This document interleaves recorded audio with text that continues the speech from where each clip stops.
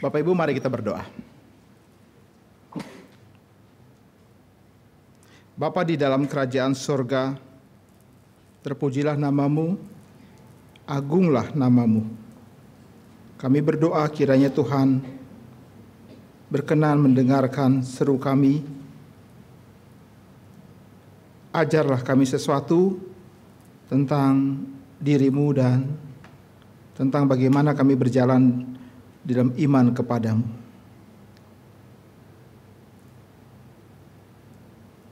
Pimpinlah pikiran kami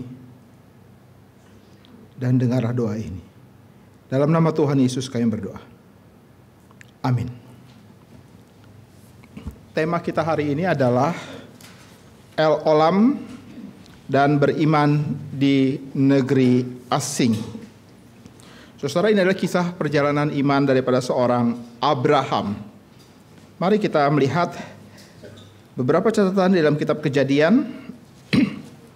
Hal yang pertama, saya mengajak saudara untuk melihat Kejadian pasal yang ke-20. Kejadian pasal yang ke-20.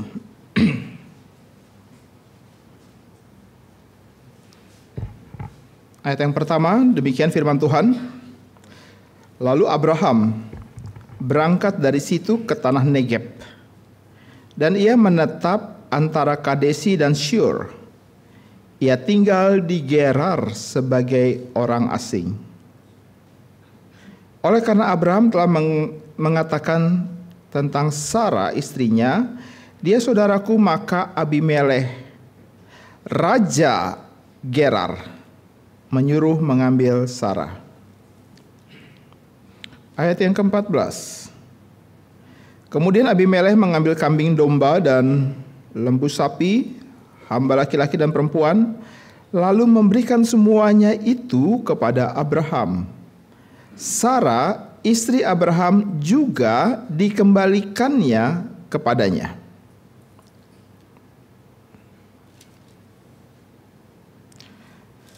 Lalu ayat yang ke-8, pasal 21. Pasal 21 ayat yang ke-8. Bertambah besarlah anak itu, yaitu Ishak ya, dan ia disapih. Lalu Abraham mengadakan perjamuan besar pada hari Ishak disapih itu. Pada waktu itu Sarah melihat bahwa anak yang dilahirkan Hagar, perempuan Mesir itu bagi Abraham, sedang main dengan Ishak anaknya sendiri. Sedang main dengan Ishak. Sekarang kita sampai dalam ayat yang ke-22, kita akan membaca sampai ayat yang ke-34 secara bergantian. Semua pria ayat yang genap. 1, 2, 3. Pada waktu itu Abimelekh beserta Pikhol, panglima tentaranya, berkata kepada Abraham, Allah menyertai engkau dalam segala sesuatu yang engkau lakukan.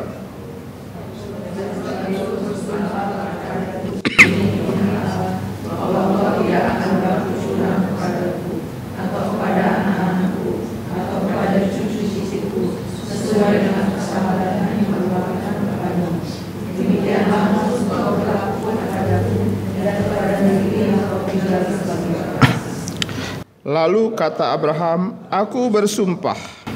Tetapi Abraham menyesali Abimelekh tentang sebuah sumur yang telah dirampas oleh bangsa-bangsa.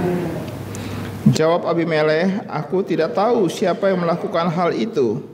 Lagi tidak kau beritahukan kepadaku, dan sampai hari ini belum pula aku dengar.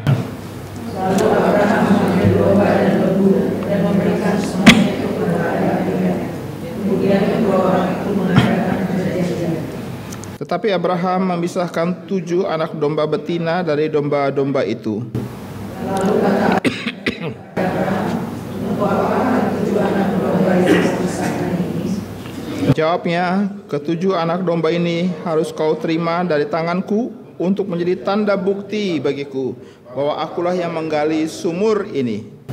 Sebab itu orang menyebutkan tempat itu Beersheba, karena kedua orang itu telah bersumpah di sana.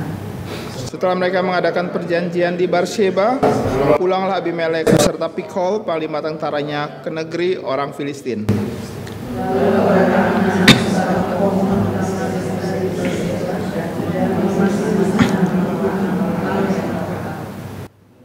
Dan masih lama Abraham tinggal. Saya mengulangi lagi ayat 33 dan 34.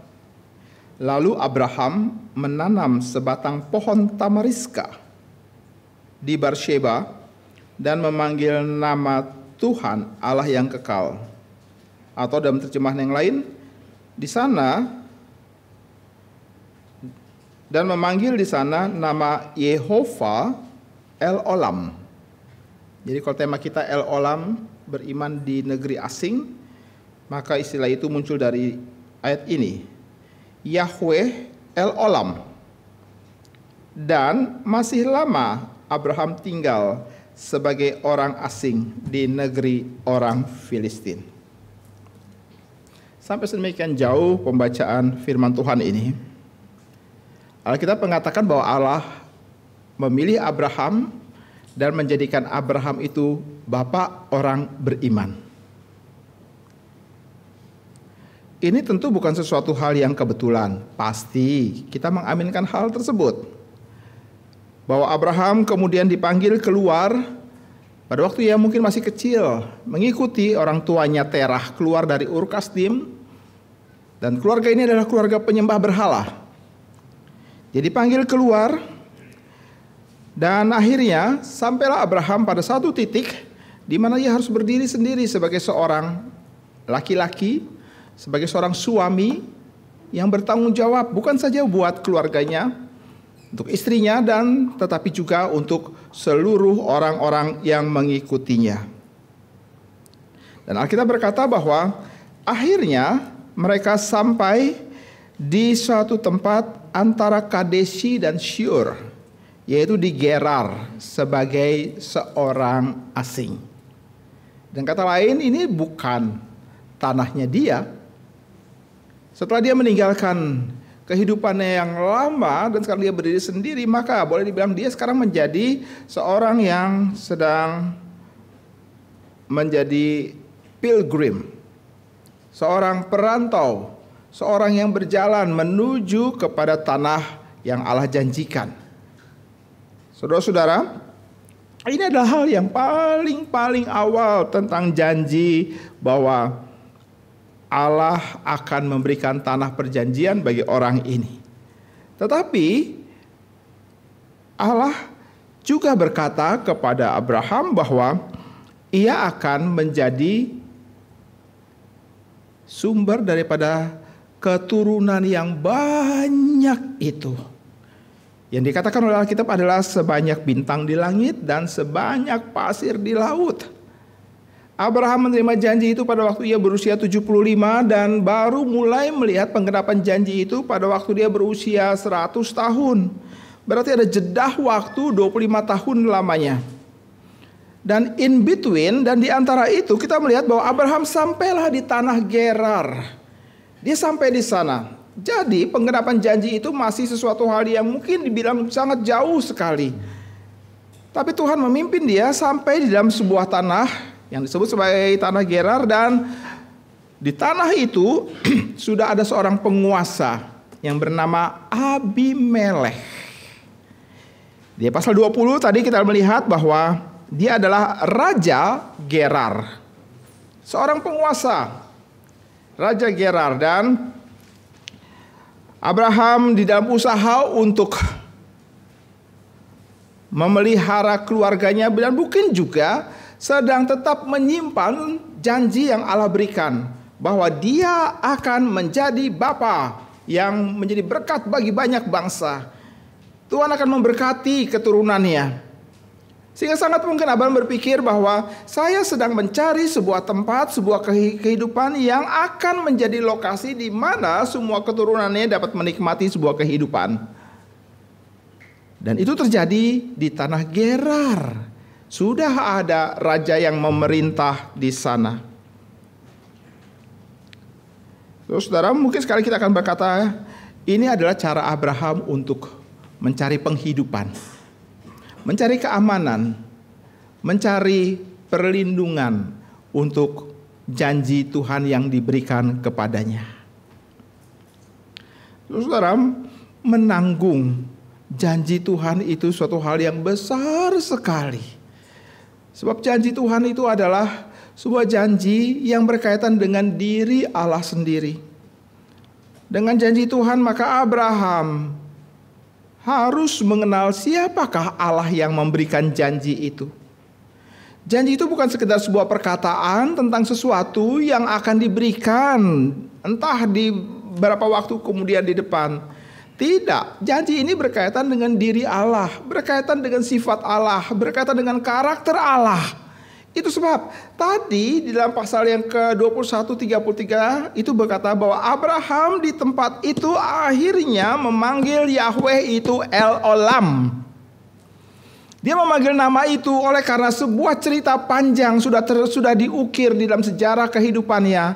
Tentang Allah yang sudah memanggil dia semenjak dia masih muda. Semenjak Allah yang mengubah kehidupannya. Semenjak Allah yang memberikan janjinya. Lalu semenjak Allah yang terus menerus menyertainya. Sampai kemudian seakan-akan suatu waktu tertentu ia merasa putus asa oleh karena waktu yang terus berjalan. Sementara janji-janji itu tidak kunjung tiba.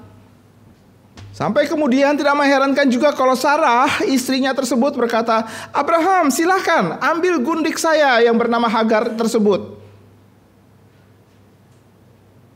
Dalam beberapa banyak buku tafsiran dia berkata bahwa tindakan ini adalah tindakan untuk mau menyelamatkan wajah daripada Allah.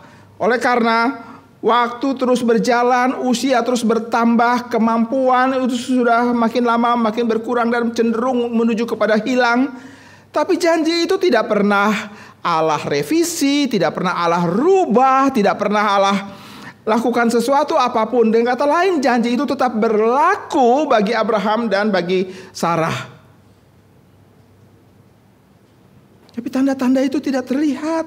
Jadi Abraham dan Sarah menanggung beban akan janji Tuhan ini. Bagaimana menjaga dan memelihara janji Tuhan ini. Bagaimana menaruh harap dan tetap percaya kepada janji ini. Ini bukan sesuatu hal yang mudah. Demikian juga maka ketika kita berhadapan janji Allah, ingatlah baik-baik. Itu bukan sekedar sebuah perkataan bahwa tentang ada janji yang akan disampaikan. Ini sedang berbicara tentang siapakah Allah yang berjanji. Dan kita akan menjadi orang yang gagal untuk hidup dalam iman kita kalau kita tidak sampai kepada titik Allah yang berjanji itu seperti apa dalam hidup kita. Allah yang bagaimana yang terjadi dalam kehidupan kita. Nah, sampai di dalam cerita kita ini kita melihat ketika sampai di tanah Gerar itu merupakan mungkin sekali dalam perkiraan saya adalah bagian pertengahan daripada perjalanan hidup iman Abraham yang begitu panjang sekali. Dia sampai di tanah Gerar itu sebagai orang asing dikatakan dalam Alkitab. Dia tinggal di sana lalu kemudian dia bertemu dengan ternyata di tanah itu sudah ada raja, penguasa setempat. Dan Abraham kemudian dengan taktik lamanya untuk bertahan hidup berkata bahwa Sarah adalah saudaranya. Kenapa dia melakukan demikian? Sangat mungkin dia takut. Abraham takut. Dia tidak tahu apa yang akan terjadi di dalam tanah Gerar ini. Dia takut dan dia berkata, Sarai itu adalah saudaraku. Sebenarnya nggak salah juga sih. Memang Sarai itu adalah adalah saudaranya dia juga. Tapi sekarang statusnya itu adalah istrinya, itu poinnya. Nah, Abraham berkata, ini adalah istri, ini adalah saudaraku. Dia berkata gitu kepada Abimelekh dan celakanya dia tidak memperkirakan. Sangat mungkin dia tidak memperkirakan bahwa Abimelekh kemudian ternyata jatuh cinta kepada Sarai di dalam pandangan pertama mereka. Saudara, saya tidak bisa membayangkan bagaimana Abimelekh bisa jatuh cinta kepada seorang perempuan usianya pada hari itu kira-kira berapa tahun? Abraham menerima janji itu 75 tahun Dan janji itu digenapi tahun ketika dia berumur 100 tahun. Sarai usianya 11-12 dengan Abraham. Jadi saudara bisa bayangkan kira-kira usia Sarai seperti apa. Dan menariknya adalah Abraham jatuh cinta kepada Sarai. CK. Luar biasa kecantikan seorang Sarai ini, jatuh cinta. Dan kemudian apa yang dilakukan? Dia mengambil Sarai dan menaruhnya di harem, tempat dia menampung perempuan-perempuan cantik yang menjadi gundik-gundiknya dia. Dia sudah mengambilnya. Itu sebab dikatakan bahwa di dalam ayat yang ke-14 yang kita baca tadi, setelah Tuhan menghardik daripada Abimelekh, maka Sarai termasuk salah satu orang yang dikembalikan kepada Abram. Jadi Sarai itu memang sudah diambil, sudah masuk ke dalam harem, dalam tanda kutip sudah menjadi milik daripada Abimelekh. Maka tinggallah seorang Abraham terdiam dan tidak memperkirakan bahwa hal ini akan terjadi. Di negeri yang sangat asing itu, dia mencoba untuk memelihara janji Tuhan. Dia berharap Abimelekh tidak tertarik sama sekali dengan Sarai. Dia tidak berharap apa yang dilakukan Abimelekh itu tidak akan pernah terjadi. Tapi justru itulah yang Abimelekh lakukan. Abraham dalam tanda kutip ingin juga menyelamatkan janji Allah. Apa artinya kalau janji Allah itu? Kalau anak itu tidak pernah lahir dari rahim Sarai, bukan? Dan Abraham memerlukan Sarah supaya janji itu terjadi. Itu sebab dia mencoba untuk melakukan manuver-manuver tertentu agar keselamatan daripada Sarah itu terjamin. Tapi dia tidak menduga bahwa Abimelekh ternyata jatuh cinta kepada Sarah. Wah, celaka ini. Ternyata orang yang katanya berjalan di dalam kebenaran Tuhan pernah melakukan kebodohan-kebodohan fatal seperti ini. Di tanah asing itu dia merasa bahwa dia adalah seorang yang memegang peranan penting di dalam janji keturunan ini. Tapi apa yang terjadi? Ketika Sarai dibawa, mungkin dia sedang menyesali diri dan berkata, apa yang sudah aku lakukan? Betapa bodohnya diriku ini sendiri. Dia terdiam, seperti tidak tahu apa yang mesti dilakukan. Padahal Abraham itu mempunyai kemampuan dan kapasitas yang lebih besar untuk membela dan mengambil kembali Sarai, bukan? Itu pernah dia lakukan pada waktu dia mengirim pasukan untuk membebaskan Lot, keponakannya itu. Tetapi kenapa di sini dia tidak melakukan? Pikirannya seperti buntu sama sekali dan dia tidak tahu apa yang harus dibuat. Saudara-saudara, Allah sendiri yang kemudian akhirnya bertindak di dalam kebuntuan daripada pikiran Abraham. Apa yang Allah lakukan? Allah datang kepada Abimelekh di malam hari di dalam mimpinya. Dan ia berkata kepada Abimelekh itu bahwa kembalikan Sarah. Dia istri. Dia adalah seorang perempuan yang sudah beristri. Seorang istri yang sudah bersuami. Kembalikan. Abimelekh begitu takut sekali sehingga ketika dia bangun pagi dia kumpulkan semua pejabat-pejabatnya dan kemudian mereka bersama-sama pergi kepada Abraham. Dan dia berkata akhirnya kepada Abraham, Abraham, apa yang sudah kamu lakukan? Apakah aku berbuat kesalahan kepadamu? Apa yang sudah kamu buat? Ini adalah tindakan daripada Allah untuk dalam tanda kutip kembali menyelamatkan janji yang pernah ia berikan kepada Abram. Sementara Abram tidak tahu apa yang mesti dia lakukan. Di tanah Gerar dia sudah takut masuk sebagai seorang asing. Dalam ketakutannya dia berjudi, dia gambling dengan berkata kepada Abimelekh, ini saudaraku, bukan istriku. Dan dia tidak menduga kalau hasil perjudiannya itu kalah besar, gagal total. Dan kemudian dia masuk ke dalam berbagai macam ketakutan yang lain lagi. Saudara-saudara, dia takut, beban ini terlalu besar. Tuhan memberikan janji tapi besar sekali. Lalu bagaimana? Apakah kemudian dia mau berkata, lebih baik Tuhan tidak usah berjanji apapun juga? Itu pun juga salah. Kenapa demikian? Allah tidak pernah meminta persetujuan dan pertimbangan kita untuk memberikan janjinya. Dia memberikan janjinya berdasarkan kehendaknya semata. Aku berkenan kepada orang ini dan aku ingin memberkati dia. Aku ingin memberikan janjiku kepada dia supaya ia lebih mengenal aku. Ini yang dikatakan kepada Abraham.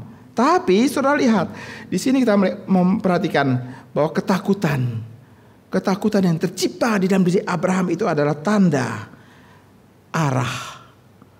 Bahwa Abraham, kamu sudah menyimpang. Abraham, kamu tidak taat. Tuhan memakai ketakutan itu. Sebagai orang percaya, kita tahu bahwa ada janji Tuhan yang Ia berikan kepada kita. Janji tentang keselamatan, janji tentang kehidupan kekal, janji tentang berkat bahwa kita akan menjadi ahli waris kerajaan Allah. Ada banyak janji lagi yang Tuhan berikan.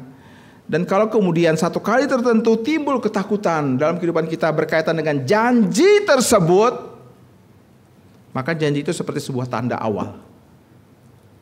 Kamu tidak sedang berjalan dalam janji itu. Kamu sedang tidak taat. Janji itu seperti sebuah tanda hazard yang Tuhan taruh dalam hati, yang berkedip-kedip untuk memberikan warning. Kamu sedang tidak taat, kamu sedang menyimpang.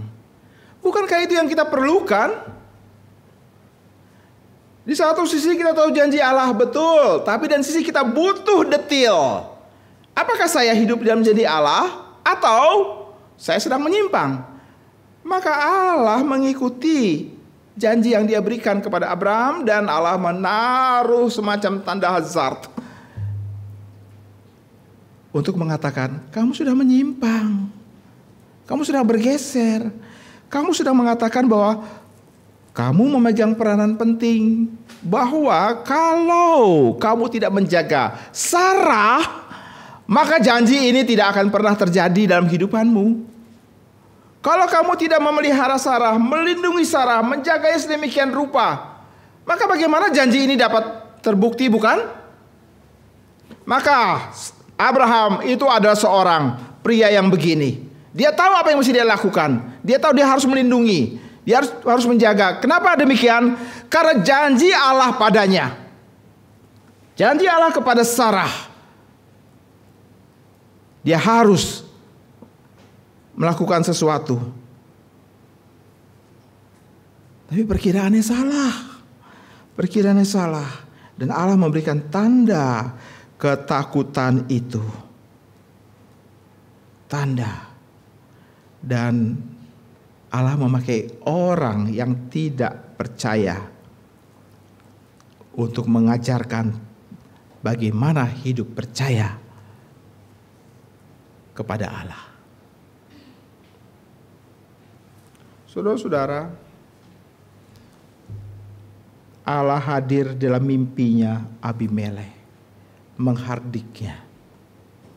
Dan bukan hanya itu saja, Allah menjatuhkan hukuman bagi Abimelekh, seluruh isi kerajaan, dan seluruh perempuan yang ada di dalam pemerintahannya, yaitu mandul.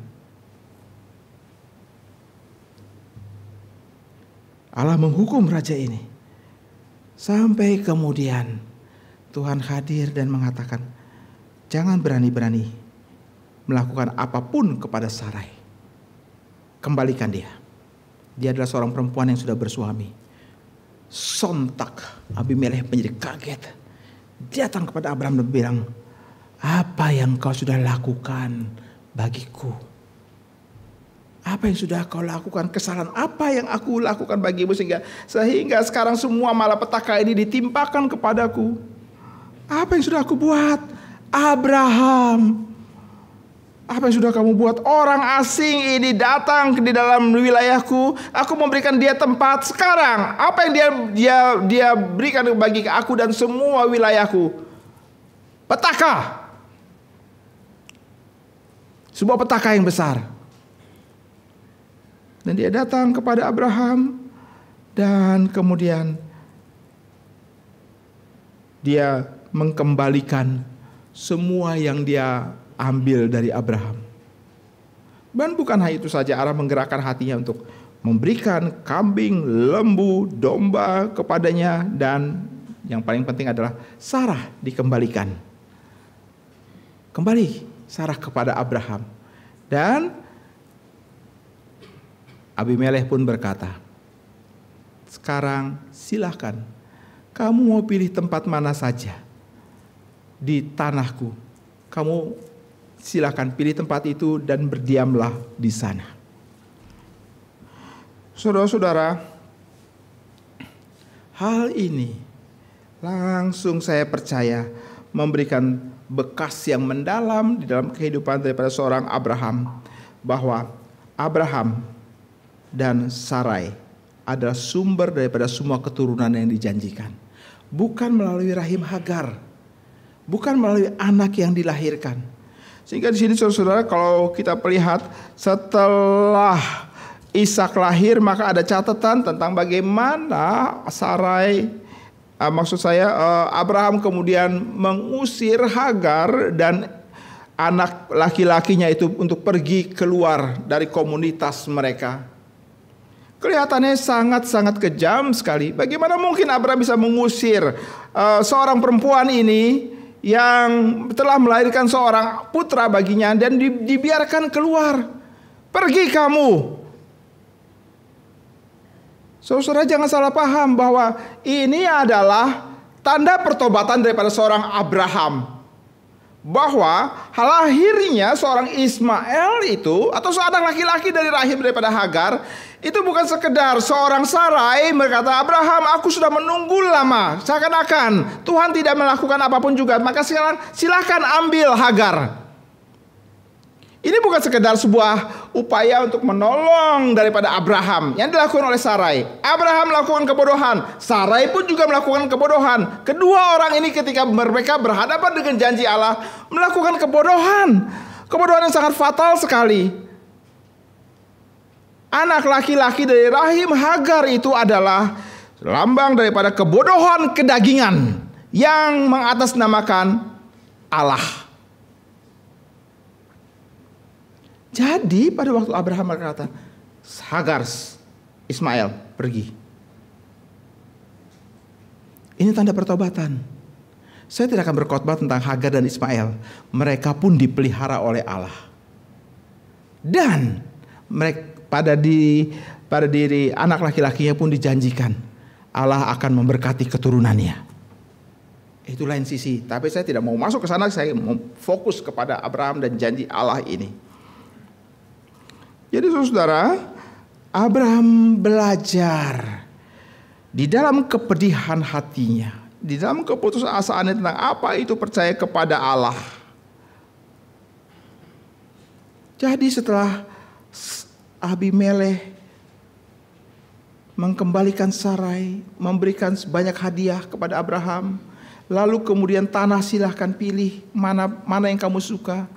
Itu belum berarti and they live happily ever after. Tidak. Ini hanya perantara saja. Bagian saja. Allah sedang mempersiapkan Abraham untuk melihat Allah dan percaya bahwa janjinya tidak pernah berubah. Saudara lihat sebuah perjalanan panjang. Kata-kata El-Olam. Allah Maha Kuasa. Allah Maha Kekal. Allah Maha Kekal. Istilah kekal itu abstrak sekali, bukan? Abstrak. Jadi istilah kekal dalam pergumulan iman kita itu apa? Istilah kekal kalau saya turunkan itu adalah melihat ia ada Ia tetap beserta dan janjinya tidak berubah. Itu yang dapat kita coba gapai dari istilah El Olam, Allah kekal. Allah berjanji di Abraham di usia 75, penggenapan di usia daripada 100 tahun. In between 25 tahun ini perjalanan yang compang-camping yang mungkin sekali dialami oleh Abraham, penuh dengan kebodohan, kesalahan, ketidakmengertian, ketidakbijaksanaan, penuh dengan cerita-cerita seperti itu. Ini adalah aspek kekal daripada Allah yang dimengerti oleh Abram. Saudara dan saya, kita juga percaya kepada Allah yang sama yang disembah oleh Abram, bukan?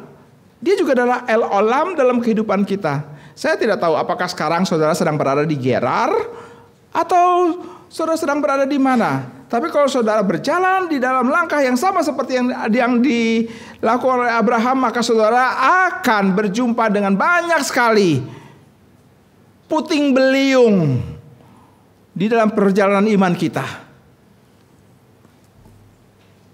Nggak ada itu yang disebut sebagai and they live happily ever after. Sementara kita belajar untuk berjalan dan percaya kita. Hal itu akan terjadi pada waktu Tuhan sudah panggil kita pulang. Dan engkau akan diam, menikmati kebahagiaan bersama dengan Tuhanmu untuk selama-lamanya. Nah itu baru betul. Tapi selama kita hidup dalam dunia, maka kita terus-menerus akan mengalami goncangan terus. Dan goncangan itu ingatlah baik-baik. Ia ada, ia beserta, dan dia mengingat janjinya. Itu El Olam. El Olam. Sebab kalau kita tidak menurunkan pengertian itu, maka Allah Maha Kekal akan tinggal menjadi sebuah pengakuan iman yang sangat abstrak sekali, bukan? Bagaimana kita memahaminya? Nah, sekarang kita lihat satu fase itu terjadi dalam kehidupan Abraham berkaitan dengan Abimelekh. Janji itu berkaitan dengan Abimelekh. Dan sekarang lihatlah, saya mengajak kita sekarang untuk melihat ayat yang ke-2, pasal 21 ayat yang ke-8. Setelah Abimelekh bilang, silakan cari tempat yang enak sesuai dengan apa yang kamu rasakan, silakan cari. Maka Abraham kemudian mencari tempat itu dan kemudian mendirikan akan pemukimannya. Sekarang perhatikan ayat 21 ayat yang pasal 21 ayat yang ke-8. Sekarang kita akan mau bicara tentang percakapan Abraham dan Abimelekh kemudian. Bertambah besarlah anak itu dan ia disapih oleh Abraham. Ia disapih. Lalu Abraham mengadakan perjamuan besar pada hari Ishak disapih itu. Pada waktu itu Sarah melihat bahwa anak yang dilahirkan Hagar, perempuan Mesir itu bagi Abraham sedang bermain dengan Ishak anaknya sendiri. Saudara-saudara, perhatikan. Semenjak kali terakhir Abimelekh berkata, silakan cari tempatmu sendiri. Sampai kepada ayat yang ke-8, kira-kira berapa tahun lamanya? Sampai pada ayat ini kira-kira berapa tahun? Saudara, kita ditolong oleh catatan di situ. Anak itu bertambah besar anak itu dan ia disapih. Ia disapih. Nah, dari catatan itu kita lihat ada kata-kata ia disapih. Ia disapih. Menurut tradisi orang Yahudi, penyapihan itu in between 18 bulan sampai 5 tahun. Antara masa itu. Dan ada catatan bahwa ia bertambah besar. Sehingga beberapa buku tafsiran memberikan catatan bahwa sangat mungkin paling besar Ishak pasti berumur 5 tahun. Dan kita mencoba melihat 5 tahun. Kok bisa 5 tahun? Ada catatan bantuannya. Pada waktu itu Sarah melihat anak itu sedang bermain dengan Ishak. Anaknya Hagar sedang bermain dengan anaknya Ishak. Dan anaknya Hagar bermain, istilah bermain itu membuat saya kaget. Sebab ketika saya memeriksa akan teks Ibraninya, maka istilah bermain di situ adalah konotasi yang negatif. Mengejek, menghina, mengolok-olok, mempermainkan. Itu arti kata bermain di situ. Jadi bukan sekedar, hey, yuk kita main yuk. Enggak, itu penghinaan, ejekan, bully mungkin sekarang. Nah, dari catatan itu sehingga mungkin sekali hari itu Ishak 5 tahun usianya.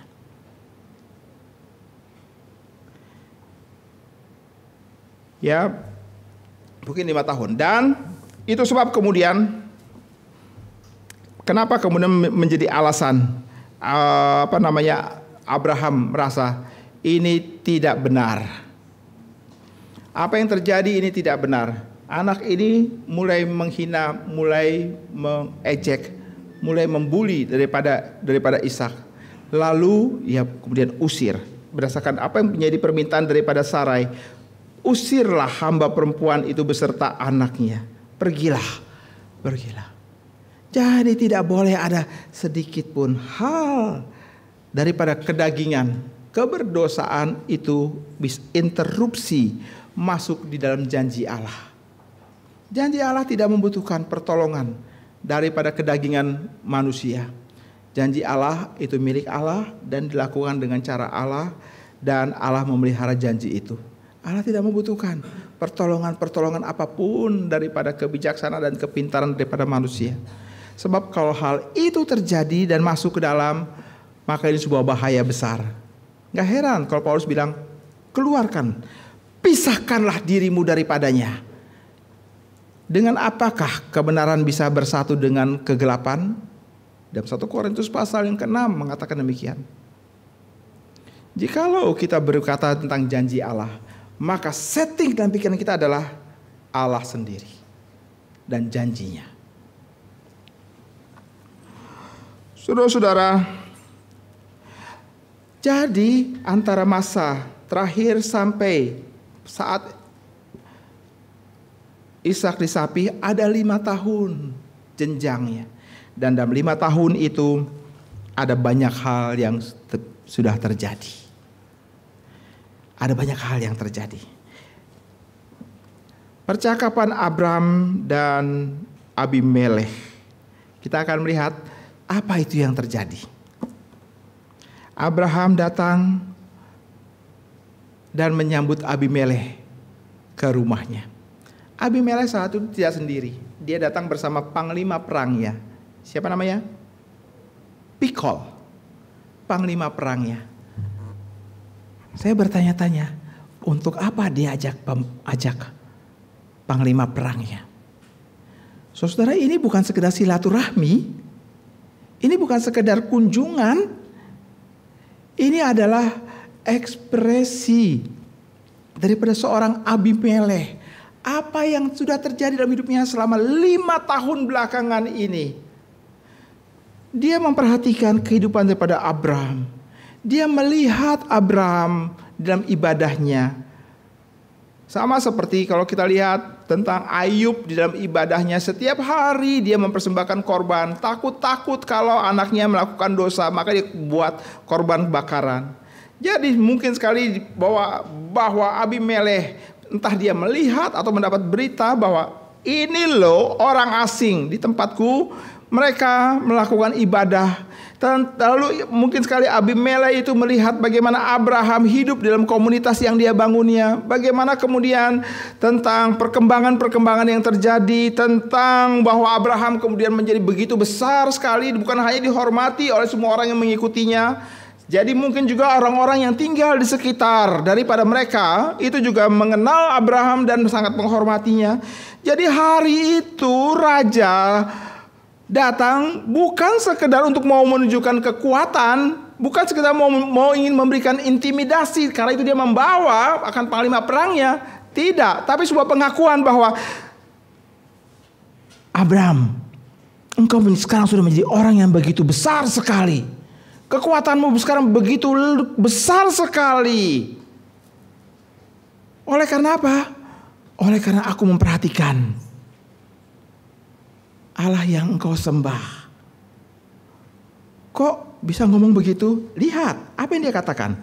Pada waktu itu Abimelek beserta Pikol panglima tentaranya berkata kepada Abraham, Allah menyertai engkau dalam segala sesuatu. Hal pertama keluar dari mulutnya adalah Allah yang menyertai engkau dalam segala sesuatu. Ini loh yang ditakutkan oleh Abimelek. Ini loh yang kenapa dia bawa akan Pikol panglima perangnya tersebut, seakan-akan dia mau mengatakan bahwa aku tetap punya kekuatan. Tapi sebenarnya dia penuh dengan ketakutan. Sebab Abraham sudah menjadi begitu besar sekali. Dia bukan orang kecil lagi yang mudah ditindas seperti pertama kali dia datang ke sana. Abimelek mengakui ada penyertaan Allah selama 5 tahun ini.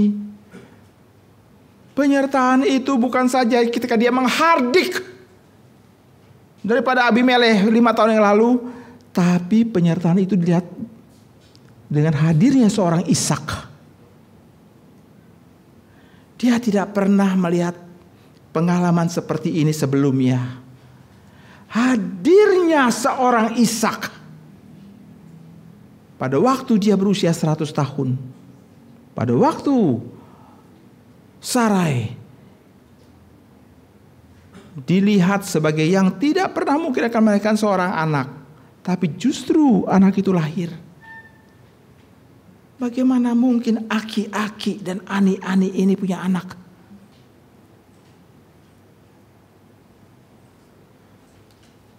Pasti bukan sembarangan. Itu sebab kalimat pembukanya adalah Allah menyertai engkau. Itu yang kutakutkan. Itu yang aku ketakutan.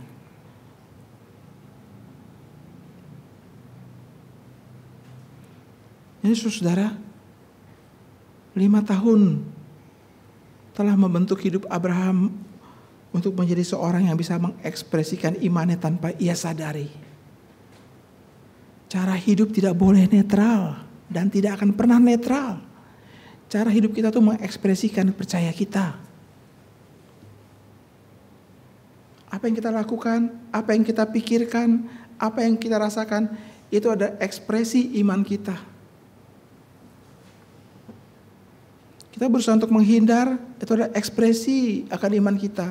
Kita berusaha bersembunyi, itu adalah ekspresi iman kita. Kita berani maju ke depan, itu adalah ekspresi iman kita. Jadi hidup itu tidak bisa netral.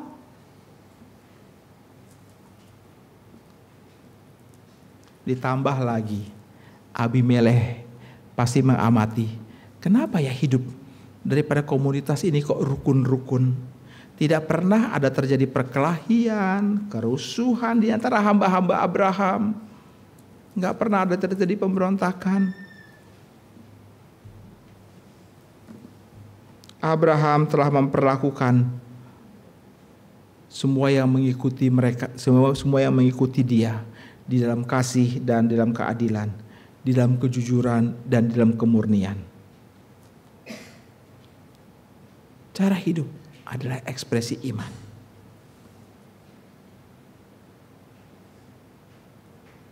Itu hidup kita juga, bukan? Hidup Kristen ditandai dengan cara hidup Kristen. Iman Kristen terlihat dari cara hidup kita. Tidak mengherankan kalau Yakobus berkata, iman tanpa perbuatan adalah mati. Abimelek datang dan kalimat pertamanya, Allah menyertai engkau dan ia menyertai engkau dalam segala sesuatu yang engkau lakukan.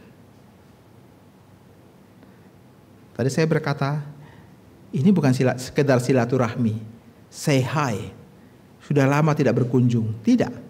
Tapi Abimelek saat itu datang untuk berunding dengan Abraham. Untuk berunding. Oh, lebih tepatnya adalah Abimelek datang untuk berunding dengan Allahnya Abraham.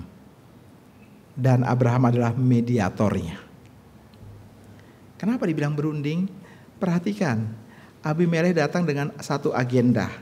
Agendanya adalah dia meminta Abraham, kabulkanlah permintaanku. Yaitu apa? Dia memohon agar ia, keluarganya, dan keturunannya dapat hidup dengan aman di negerinya. Apa nggak salah? Ini permohonan dia. Apa nggak salah? Dia datang untuk meminta perlindungan daripada Abraham untuk dia, keluarganya, dan keturunannya. Sudah lihat? Ini kekhawatiran dia loh. Apakah itu pernah jadi kekhawatiran Abraham? Ya. Abraham dengan seluruh kekhawatirannya berusaha untuk menjaga akan janji Tuhan itu, agar dia, keluarga, dan keturunannya bisa menjadi orang yang menggenapi janji daripada Allah. Sekarang Abimelek datang dengan permohonan yang sama dan minta perlindungan kepada Abraham. Oleh karena apa? Abimelek tahu Allah menyertai Abraham. Ada Allah dalam hidup Abraham. Dan dia pernah mengalami dulu. Abraham berdoa, lalu kemudian petaka kemandulan itu dicabut daripada semua perempuan di sana. Orang ini sangat dekat dengan Allahnya. Dia berdoa pun Allah mendengar dan kemudian melakukannya. Oleh karena itu dia seperti mau bilang begini, tolonglah katakan kepada Allahmu. Katakanlah kepada dia, jaga aku juga, jaga keluargaku, jaga keturunanku. Sekarang suasana sudah berubah, terbalik. Dulu Abimelek di atas dan sangat leluasa berkuasa untuk mengambil Abraham. Karena Abraham takut dan tidak berdaya, sekarang dia merasa bahwa aku berada di bawah orang ini. Dan aku memohon sesuatu padanya dan mencari perjanjian untuk keselamatanku dan seluruh keturunanku. Perhatikan ayat yang ke-23 mengatakannya. Sekarang bersumpahlah kepadaku di hadapan Allah bahwa engkau tidak akan berlaku curang terhadap aku, anak-anakku atau keturunanku. Tunjukkanlah kepadaku dan negeri tempatmu tinggal sebagai orang asing kebaikan yang telah kau tunjukkan kepadamu. Yang lemah datang minta yang kuat memberikan perjanjian. Abimelek tidak berani bersikap gegabah lagi kepada Abraham. Dia sudah melihat kehadiran daripada Allah dalam hidupnya. Ia melihat kekekalan Allahnya Abraham dalam kesetiaannya selama 5 tahun belakangan. Saudara-saudara, Abimelek melihat Abraham bukan sebagai orang di bawahnya. Kalau saudara perhatikan di dalam ayat yang ke-23, bagian yang terakhir, bagaimana dia melihat Abraham? Bahwa engkau tidak akan berlaku curang kepadaku atau kepada anak-anakku atau kepada cucu cicitku, sesuai dengan apa dibilang di situ? Persahabatan yang kulakukan kepadamu. Sesuai dengan persahabatan. Sesuai dengan persahabatan. Dia melihat Abraham bukan orang asing, tapi sahabat. Tapi sahabat ini lebih kuat sekarang daripada dia. Karena ada Allah menyertainya. Oleh karena itu aku mohon, tolonglah aku.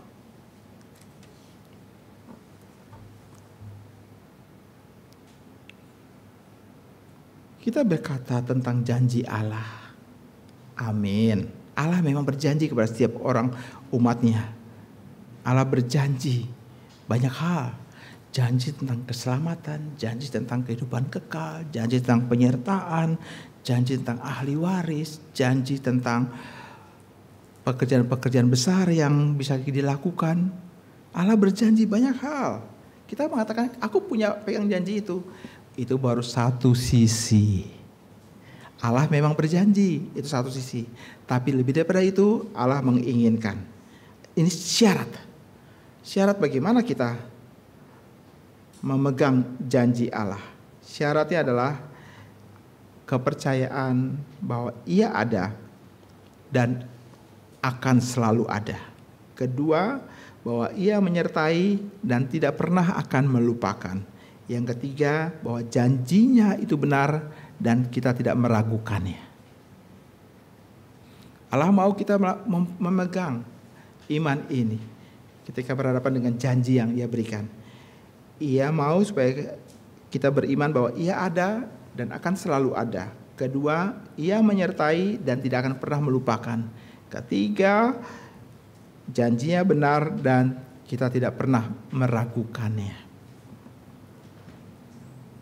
Maka dengan cara seperti itulah Allah akan berkenan dan memberkati kita.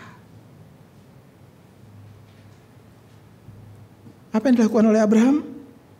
Dia setuju untuk permintaan Abimelekh. Dan dia berkata, aku bersumpah. Aku bersumpah.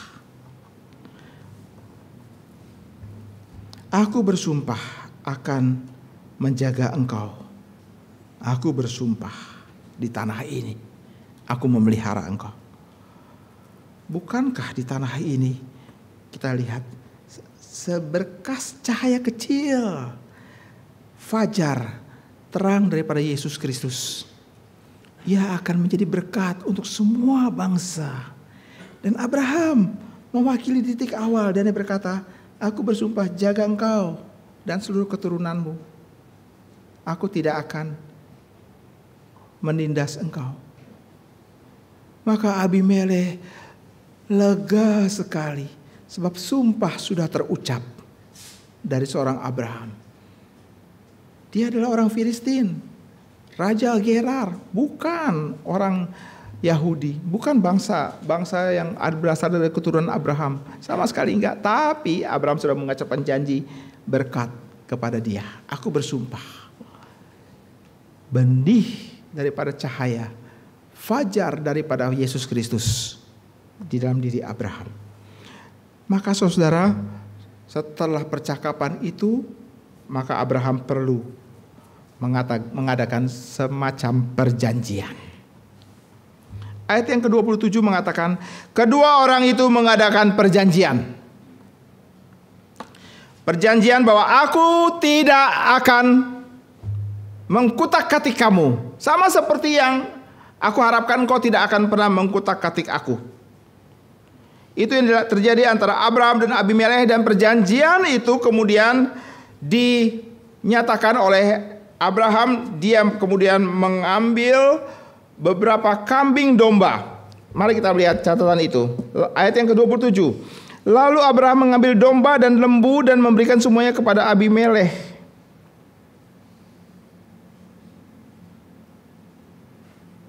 Kemudian kedua orang itu mengadakan perjanjian. Tetapi Abraham memisahkan 7 anak domba betina dari domba-domba itu.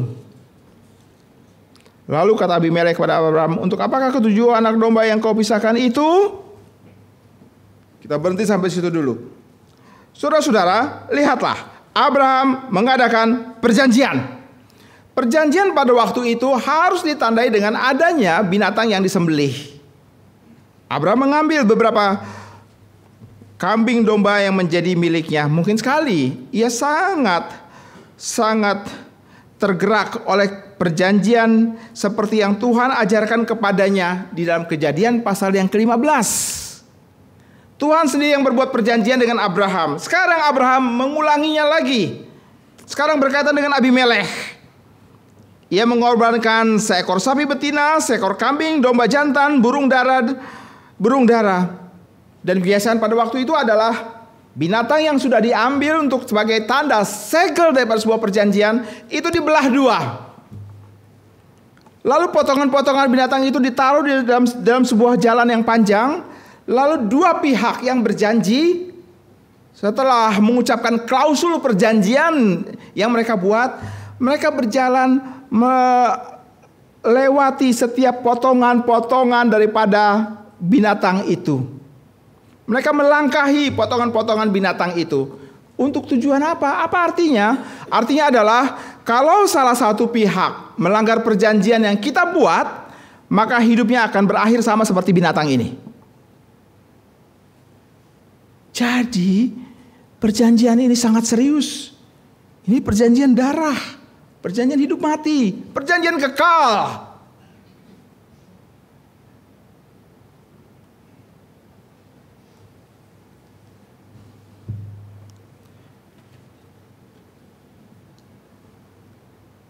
Setelah perjanjian itu disebutkan,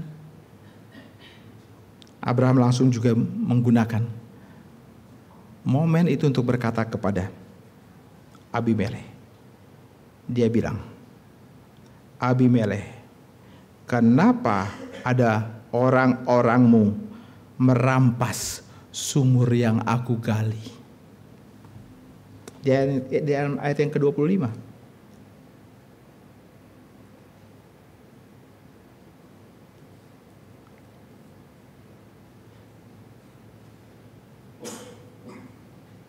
Sumur-sumur yang telah dirampas oleh hamba-hamba Abimelekh.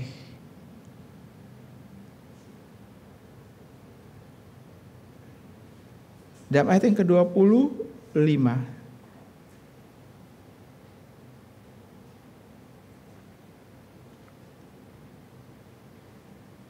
Padahal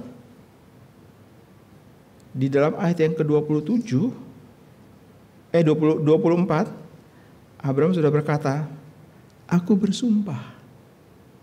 Kenapa yang gak dibalik ya? Harusnya Abraham ngomong dulu dong. Kenapa orang-orangmu ambil sumurku? Selesaikan dulu masalah ini. Baru kemudian kita ikat perjanjian. Kenapa gak dibalik ya? Kenapa perjanjian dulu? Aku bersumpah. Lalu kemudian baru Abraham ngomong tentang sumur-sumur yang diambil. Sumur-sumur diambil oleh hamba-hamba daripada Abimelekh. Kenapa begitu ya? Sumur pada waktu itu adalah, dan bukan hanya pada waktu itu sebenarnya, sepanjang masa adalah sumber daripada kehidupan, bukan? Tapi ini menjadi suatu hal yang penting pada waktu kita melihat Abraham di tanah yang gersang itu. Dia harus menggali sumur. Oleh karena apa? Untuk menjamin kepastian kehidupan daripada ia, keluarganya, dan keturunannya. Khususnya untuk Ishak. Bisa tolong tampilkan gambar di mana Abraham tinggal. Saya mencoba untuk membuat visualisasi dalam khotbah ini dengan sebuah gambar. Saya mencoba mencari di dalam media sosial.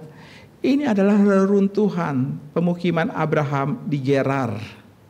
Dan saudara perhatikan kiri kanan itu sebuah tanah yang gersang.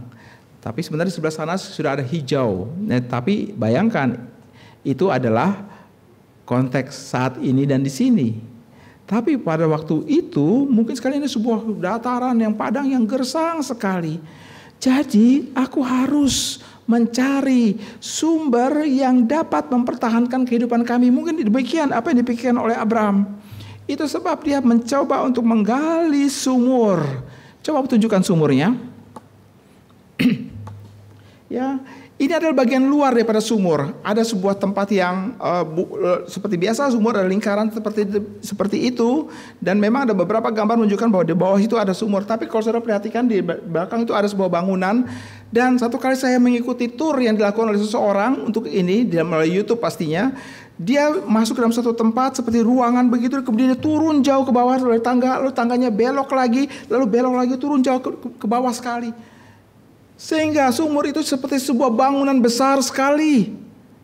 Sebuah bangunan, bukan sekedar sebuah lubang di mana ada di dalamnya. Tapi sebuah bangunan itu untuk menunjukkan bahwa Abraham betul-betul pikir ini baik-baik.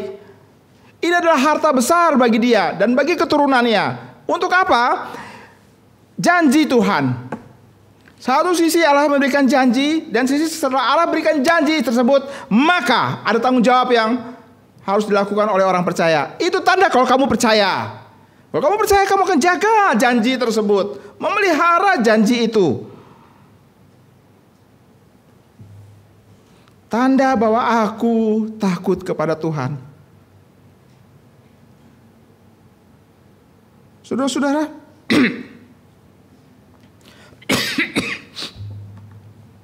dan untuk itu maka Alkitab berkata bahwa Abraham memisahkan 7 anak domba betina dari domba-domba itu. Abimelek terheran-heran. Kenapa? Kenapa harus dipisahkan? Abraham berkata, dipisahkan supaya kamu tahu, inilah tanda bahwa aku yang gali.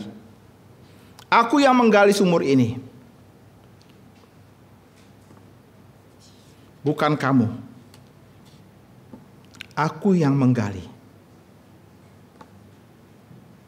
Ini bukan milikmu, Abimelek. Ini adalah berkat yang Allah beri. Di tanah yang gersang ini, Ia memberikan kami air. Jangan pernah sentuh tanah itu.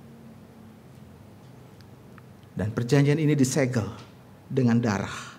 Itulah kemudian kenapa disebut sebagai Beersheba. Kedua orang itu bersumpah di sana. Sumur ini adalah tanda pemeliharaan Tuhan, tanda kesetiaan Allah, bahwa Ia mengingat dan akan selalu mengingat janjinya itu. Sumur itu adalah buah sulung yang menyatakan bahwa Allah akan memberikan seluruh negeri itu kepada Abraham untuk diisi dan untuk ditaklukkan. Sumur ini adalah sebuah visi tentang tanah yang akan dihuni sepenuhnya oleh keturunan Abraham. Tanah di mana suatu hari Mesias akan lahir dan minum dari sumur itu. Saudara, semua yang Allah berikan dalam janjinya itu, Allah merasa kamu layak memilikinya. Abraham harus menghormati sumur itu. Ini adalah bangunan permanen yang mereka buat. Jaga sumur itu. Atau jaga janji yang sudah diberikan. Jaga berkat yang Allah berikan. Tidak ada opsi bagi Abimelek. Ia harus setuju. Bukan karena Abraham, tapi siapa di balik Abraham. Itu yang dia takutkan.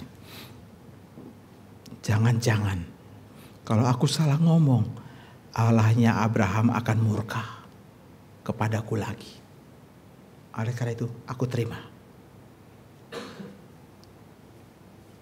Menariknya, ketika Abraham kasih tahu orang-orangmu merampas sumur, Abimelek bilang, apa? Kok aku nggak tahu ya? Aku baru tahu loh sekarang. Itu pun juga kamu kasih tahu. Kok bisa gitu ya? Ini adalah negeri di mana Abimelek hidup. Dosa itu menjadi sebuah excuse. TST, sudahlah, tahu sama tahu. Sudahlah, nggak usah terlalu mempermasalahkan. Sudahlah, biasa sajalah. Nggak usah terlalu gimana gitu. Sudahlah, biasa aja. Maka nggak heran kalau Abimelek bilang, aku nggak tahu loh. Masa begitu? Padahal seorang raja, dia harus tahu apa yang terjadi di seluruh wilayahnya. Tapi dia nggak tahu. Ini raja macam apa ini? Tapi itulah sebagaimana rajanya, maka demikianlah itu wilayahnya. Jadi hal-hal itu bagi seorang Abimelek bukan hal yang penting. Kalaupun ada dosa dilakukan di dalam wilayahnya, sudahlah, nggak usah terlalu sibuk, itu sudah biasa. Dan itu tidak bagi Abraham, tidak bagi orang percaya, tidak bagi Kristus. Seorang perempuan Samaria itu bahkan Yesus berkata, laki-laki yang sekarang menjadi suamimu pun juga bukan suamimu, bukan? Itu tidak bagi Kristus. Bahkan dia berusaha untuk tidak mengucapkan apa yang menjadi kehidupannya sekarang. Yesus pun bisa menelusuri ke sana. Sebab Kristus sangat peduli untuk hal-hal dosa yang tersembunyi. Itu sebab dia berkata, yang sekarang pun juga bukan suamimu. Kok dia tahu ya? Karena Yesus adalah penguasa. Dia tahu apa yang terjadi. Abimelek dia penguasa. Tapi dia berkata, kok aku baru tahu ya? Oh gitu ya. Oke. Saudara-saudara, Abimelekh tidak mempunyai daya tawar apapun juga.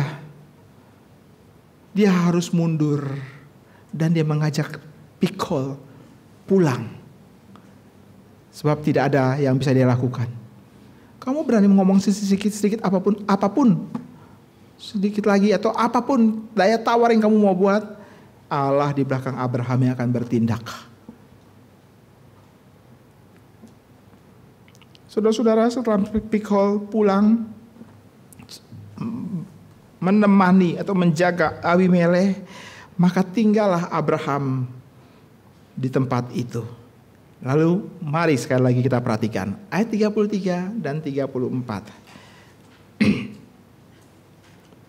Lalu Abraham menanam sebatang pohon tamariska di Beersheba dan memanggil di sana nama Tuhan Allah yang kekal, Yahweh El Olam. Saya bertanya-tanya, pohon tamariska itu apa sih? Coba munculkan gambarnya. Ini pohon yang kecil, tamariska. Pohon ini itu bisa tumbuh sampai 6-9 meter tingginya. Lalu kalau sudah tumbuh dia akan besar, membentangkan akan ranting-rantingnya. Itu menjadi tempat perteduhan semua orang yang sedang berjalan di padang gurun. Orang-orang dan ternak bisa berlindung di sana.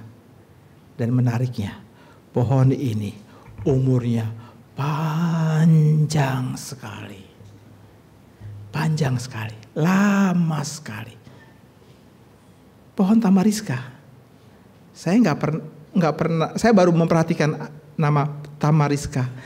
Saya mencoba pikir-pikir, kenapa ya harus tamariska? Kenapa nggak pohon beringin?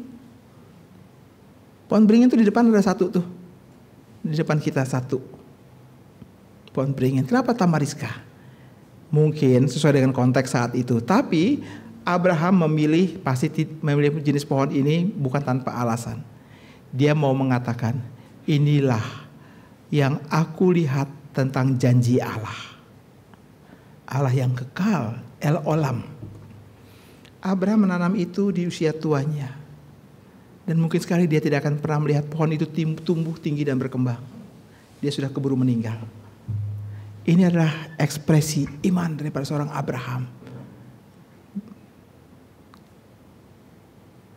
Biarlah keturunanku akan melihat akan iman yang tumbuh dalam kehidupanku.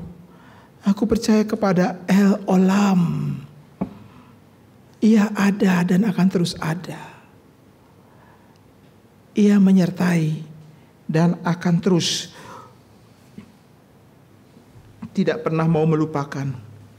Janjinya itu benar dan aku tidak meragukannya sama sekali.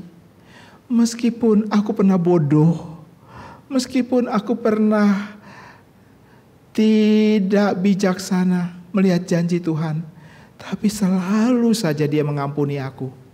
Aku tanam pohon tamariska. Kalau aku mati, pohon itu tetap bertumbuh.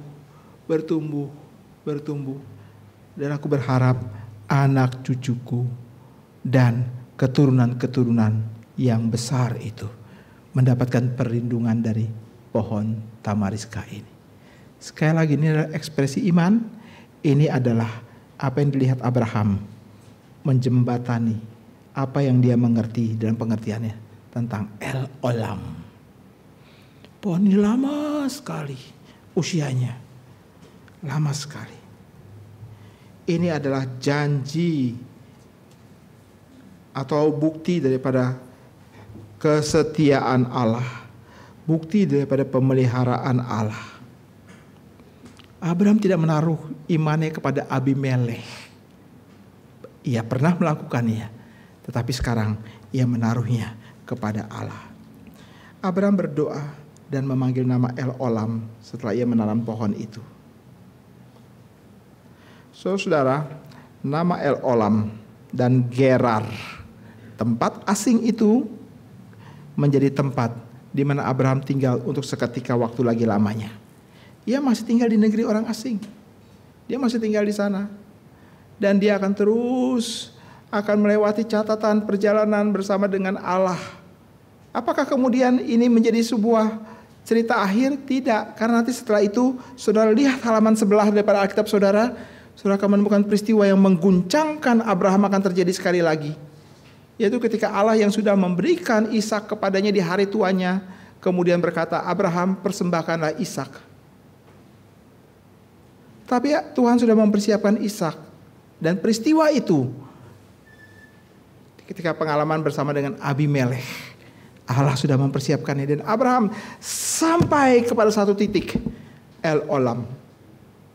Hanya satu, harus melalui Ishak. Dari jalur Ishak. Pertama, harus melalui rahim daripada Sarai. Kedua, harus melalui Ishak. Janji itu akan terus-menerus digenapi. Itu sebab gak heran kalau kemudian Alkitab berkata Abraham membawa Ishak. 3 hari perjalanan naik ke atas gunung. Untuk apa? Mempersembahkannya. Karena dia tahu bahwa Allah yang memberikannya, Allah juga yang pasti akan membangkitkannya. Ini janji tentang kebangkitan pertama dalam Alkitab. Kebangkitan orang mati pertama. Dia sudah melihat dan mengalaminya? Tidak. Sampai kemudian di atas gunung itu Allah memperkenalkan dirinya sebagai Allah yang lain. Yaitu di atas gunung telah disediakan Allah. Pada waktu Ishak sedang mau dipersembahkan, malaikat menahan tangannya dan membawa, lihatlah ke sana. Seekor domba sedang tersangkut. Ambil, persembahkan, ganti Ishak. Saudara, journey of faith kita tidak akan pernah berhenti. Allah terus sibuk. Dan dia terus sibuk untuk memperkenalkan dirinya. Tanggapan kita adalah ibadah kita kepadanya. Ibadah itu adalah tanggapan kita terhadap Allah dan pekerjaannya. Pengakuan iman kita itu lahir dari pergumulan mengerti siapa dia dan apakah kehendaknya. Saya berharap sepanjang tahun ini kita diperkaya akan hal itu. Amin. Mungkin 3 bulan di depan, mungkin 6 bulan di depan, mungkin 9 bulan di depan, ada gejolak yang terjadi dalam hidup imanmu.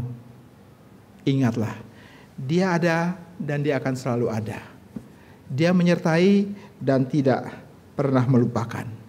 Janjinya benar dan jangan diragukan.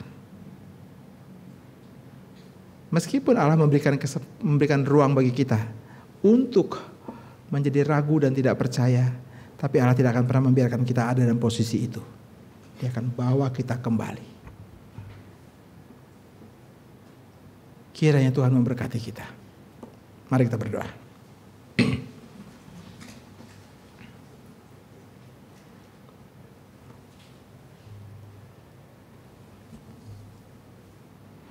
Bapa di sorga, mengamati, mempelajari, dan menyaksikan dengan seksama catatan perjalanan Abraham dalam percayanya kepadamu sungguh sangat menggentarkan hati kami, sangat menakutkan sekali. Tuhan, kami berdoa, tolonglah kami untuk tidak salah menanggapi kehadiran Tuhan dalam hidup kami. Bahwa Engkau ada, Engkau menyertai, dan janjimu tidak salah. Kami terus berdoa Tuhan, buat hidup kami sepanjang tahun ini fokus melihat Engkau. Dan dengan cara seperti itu, kami boleh menanam pohon tamariska kami. Dan kami memanggil nama-Mu. Terima kasih ya Bapa, kami boleh hidup di negeri asing ini. Kami tidak sendiri karena Engkau bersama kami di negeri asing ini. Terima kasih. Dalam nama Tuhan Yesus kami berdoa. Amin.